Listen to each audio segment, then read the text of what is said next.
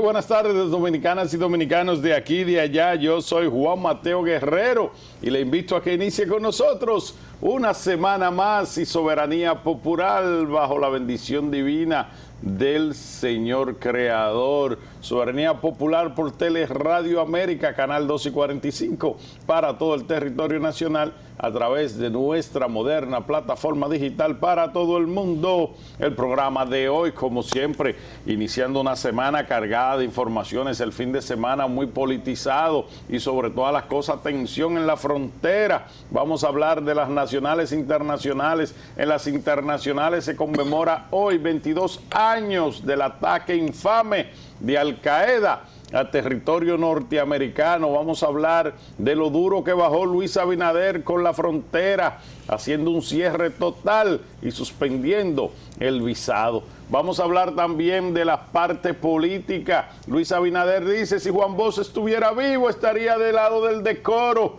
Le responde Leonel: si Peña estuviera vivo, estuviera del lado de los pobres. Y dice Abel que Juan Bosch le queda grande a Luis Abinader y al PLD, que lo dejen tranquilo. Miren, también en todas las medidas tomadas por Abinader sobre Haití, vamos a hablar también del Río Masacre y que el presidente ordenó ya la licitación de una presa Jacín. ¿Usted sabe para qué? Para represar el agua en territorio dominicano. Se le acabó el relajo a los haitianos. En Haití hay gente que atiza un conflicto entre dominicana y haitiano, y el tema dominico-haitiano es noticia mundial, sale hoy en los periódicos norteamericanos también. Vamos a hablar de todos estos temas y muchos más, pero antes, Jacín Terrero. Así es, señores, buenas tardes, bienvenidos todos una vez más, una nueva entrega de su programa Soberanía Popular TV. Vivimos hoy el lunes 11 de septiembre 2023, cuántas noticias para compartir con ustedes a través de esta hora que nos ofrece Teleradio América, canal 2 y 45 a nivel del mundo. Muchas informaciones, como siempre, los lunes, cargados de todo. Entre ellas, recordar un hecho que marcó al mundo, que es el 11 de septiembre, cuando Estados Unidos fue atacado por diversos puntos, con la caída de las Torres Gemelas, un avión que iba dirigido al Pentágono, otro que iba a la residencia de Camp David, que es la casa de vacaciones de los presidentes de los Estados Unidos. Y ya ustedes saben cómo son las cosas. El mundo cambió el 11 de septiembre. Primero, el ataque a lo que es los edificios símbolos neoyorquinos y también el Centro de Comercio Mundial, para que ustedes sepan. Y la verdad que desde ahí han venido muchas regulaciones en lo que tiene que ver con la entrada y salida de los Estados Unidos y también los aeropuertos, seguridad, muchas cosas, cómo viajar, muchísimo. Por eso decimos que el mundo cambió. No hay, creo que haya una nación que no haya sufrido eso, un pariente, un primo, la economía, ¿cómo? O sea, por eso siempre, cuando llega este día, siempre digo que el mundo cambió en muchísimas formas. Y la verdad que este hecho, pues, ustedes saben que una larga persecución contra Al Qaeda que encabezaba Osama Bin Laden y fue muerto en el gobierno de Barack Obama, y la secretaria de Estado Hillary Clinton, que fue que manejó ese proceso de captura. Pero honestamente el mundo cambió ese día. Miren, el caso haitiano sigue siendo nuestra principal preocupación. Anoche corrió temprano la versión de que el presidente de la República iba a convocar a tempranas horas de la mañana de este lunes el Consejo de Seguridad con el objetivo de conocer la crisis haitiana o dar seguimiento a la crisis haitiana. Puntos importantes, bueno, el cierre de del punto fronterizo de Dajabón, que hoy cumple 7 días, cero visa, se da un plazo hasta el jueves. Hasta el jueves el presidente de la República ha dado para que se resuelva esta situación. Y el llamado a una presa también para lo del río. El presidente está dándole seguimiento a esto y lo ha hecho primero como un mandatario, como debe ser, la firmeza de un mandatario, y nosotros que somos en los que estamos padeciendo la mayor culpabilidad, ¿verdad? La mayor carga en todos los sentidos, pues, ¿qué es lo que debemos de hacer? Apoyar al presidente Abinader. Señores, la poca legitimidad en Haití no permite nada. Ariel Henry está deseando colgar los guantes, para que ustedes sepan. Y nosotros aquí tenemos que seguir apoyando al presidente Abinader con esa medida o diversas medidas que ha tomado con relación al caso haitiano. Creo que a principio, no recuerdo la fecha, el presidente va a asistir a la ONU para tener un intercambio allá con relación al envío de tropas que va a hacer Kenia y también otras ayudas, y de qué manera el Estado Dominicano va a colaborar. Que dicho sea de paso, el presidente dijo que no va a ser de manera en persona ni nada. Hay otra forma, y nosotros que estamos padeciendo todos los días de una y otras cosas más con relación a la crisis haitiana, pues primero resguardarnos, darnos seguridad a nosotros. Segundo, proteger nuestra frontera, nuestro territorio, y regular la entrada y salida, por lo menos ahora mismo el caso de Dajabón, 0 visado, un plazo hasta el jueves. Vamos a ver qué pasa. Si el presidente lo dijo la semana pasada, que si hay que cerrar la frontera está dispuesto a hacerlo, y creo que si el punto lo amerita hay que hacerlo. Nosotros tenemos que saber guardar nuestra frontera, nuestro territorio, y ustedes saben la situación de Haití, que es un erial. Por lo tanto, a ellos les es más fácil arriesgarse a cruzar la frontera sin ningún tipo de... Digo arriesgarse porque no arriesgo nada.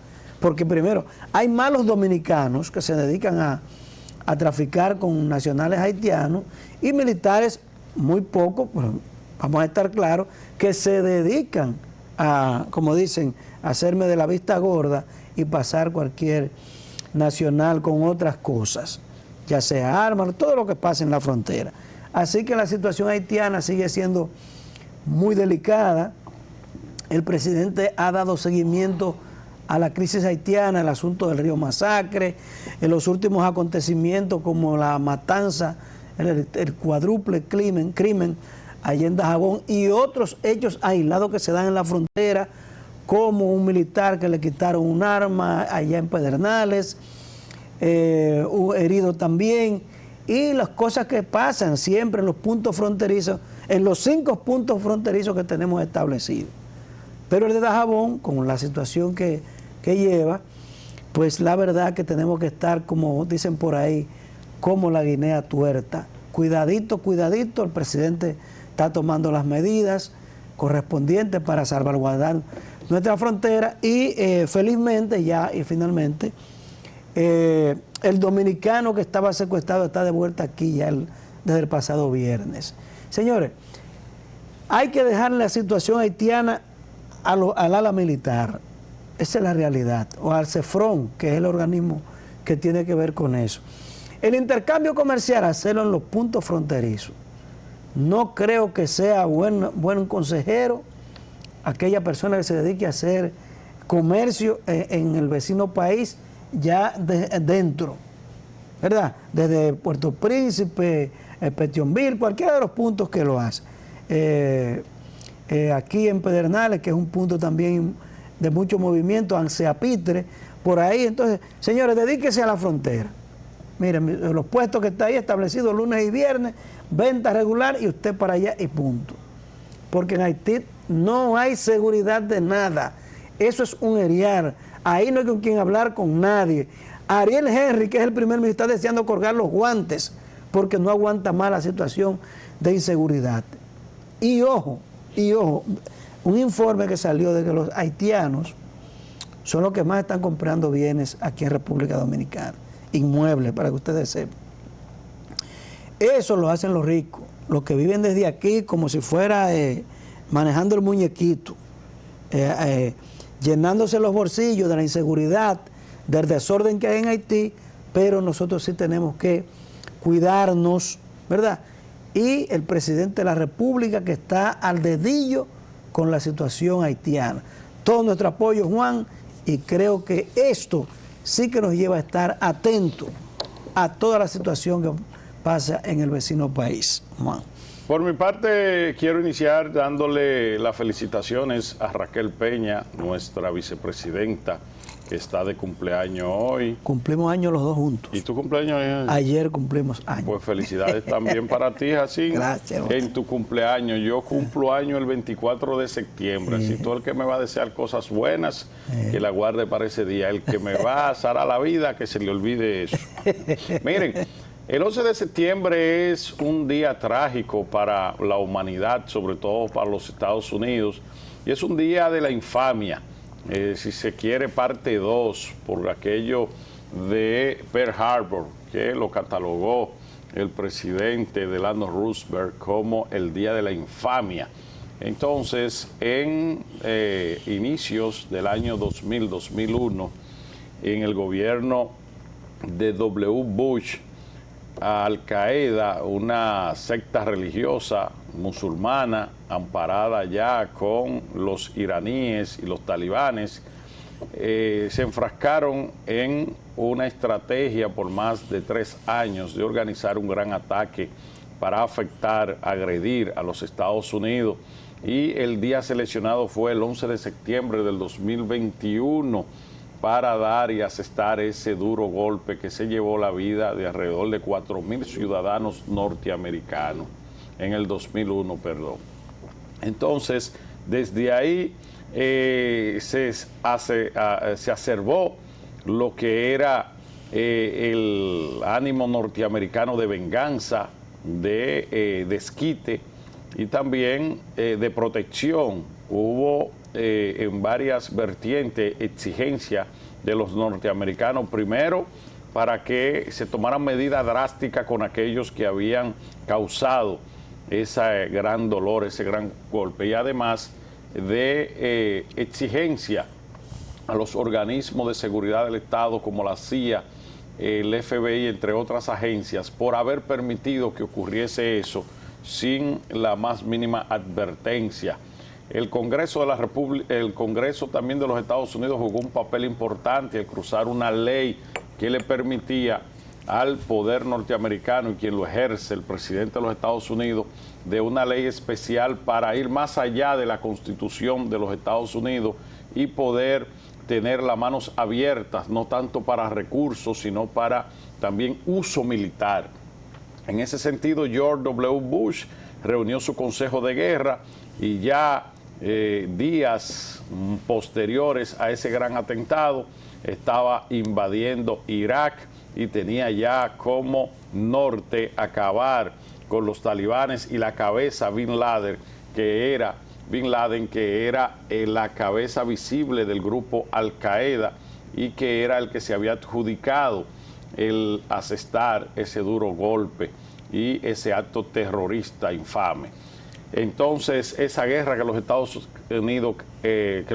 Unidos entendía que iba a ser una guerra corta, una entrada, si se quiere, de poco tiempo, con no más de 30.000 soldados y gastos mínimos, se convirtió en una guerra de alrededor de 20 años, con una pérdida de más de 2.400 marines norteamericanos, la vida de más de 100.000 iraquíes, entre ellos niños y mujeres civiles, y también al final un costo de alrededor de 2.700 millones de dólares. Y es Obama que, después de pasar los 8 años de George Bush sin resultado concreto de victoria, de poder mostrar una victoria, a pesar de que también se invadió a Saddam Hussein y Kuwait, ¿verdad? Entonces, con el ardid de que había una sociedad entre Al Qaeda, Irak y Kuwait para fabricación de armas masivas con la intención de atacar a los Estados Unidos o intereses norteamericanos.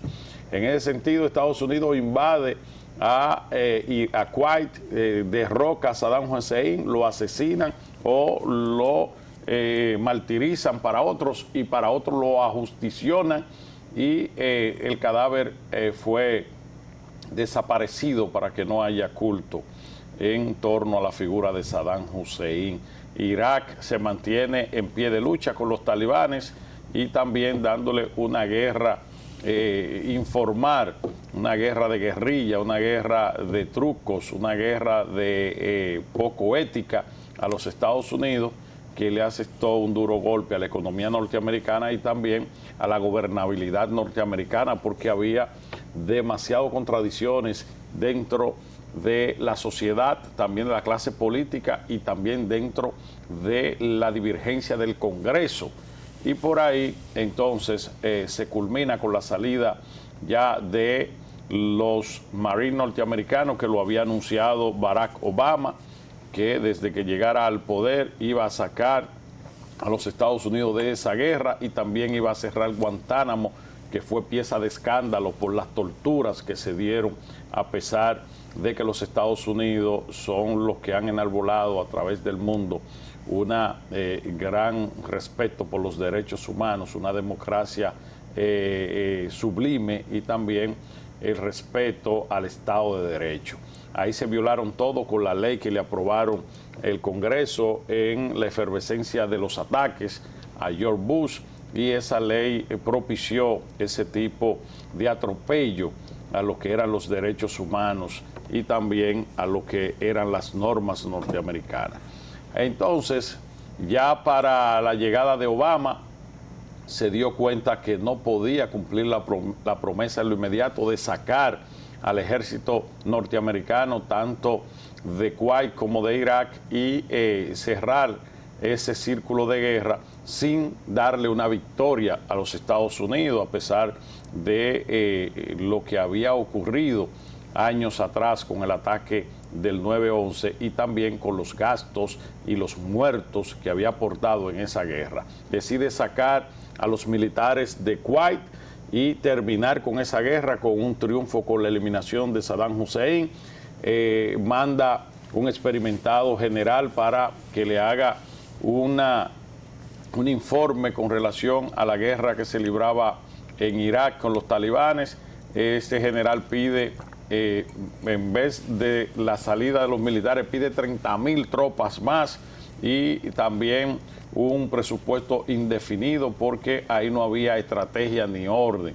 Entonces Barack Obama, el Congreso de los Estados Unidos y el Consejo de Gobierno deciden darle 10,000 soldados, darle alrededor de 1,000 millones más y ponerle un plazo de 18 meses para que pudieran entregarle una victoria a los Estados Unidos y la salida del ejército norteamericano de territorio iraquí. Eso consistía en entregarle a Irak un ejército que fuera capaz de defender la democracia, el nuevo orden y el reordenamiento del Estado iraquí, y que tomaran ya la suerte de su país política y militarmente en sus manos.